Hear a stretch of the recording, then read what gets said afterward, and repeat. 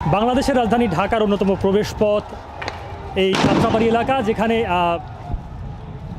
চলছে পুলিশ ও আইনশৃঙ্খলা রক্ষাকারী বাহিনীর সদস্যদের সঙ্গে যারা আন্দোলনকারী রয়েছেন তারা এখানে অবস্থান নিয়ে সকাল থেকে ছিলেন এবং বিপুল সংখ্যক পুলিশের উপস্থিতি, এখানে বিজিবি সদস্যরা রয়েছেন।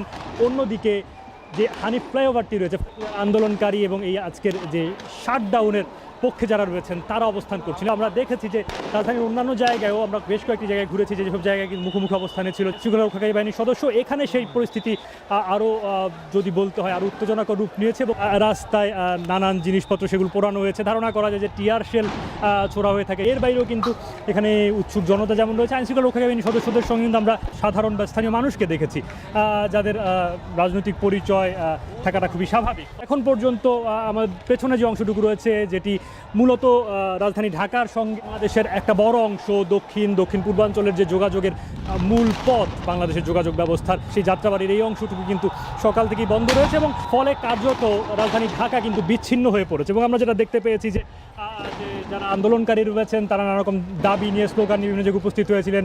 অনেক জায়গা থেকে তাদেরকে সরিয়ে দিয়েছেন যারা আইনশৃঙ্খলা রক্ষাকারী বাহিনীর সদস্যরা রয়েছেন এবং এখন এইখানে কিন্তু তুমুল সংঘর্ষ চলছে এবং আপনারা দেখতে পাচ্ছেন পুরো পথটাতে একপাশে পুলিশ সহ যারা রয়েছেন তারা অবস্থান করছেন। রাজধানীর যাত্রাবাড়ি সহ এলাকাটি এটি একরকম রণক্ষেত্রে বা যুদ্ধক্ষেত্রে পরিণত হয়েছে বলতে হবে।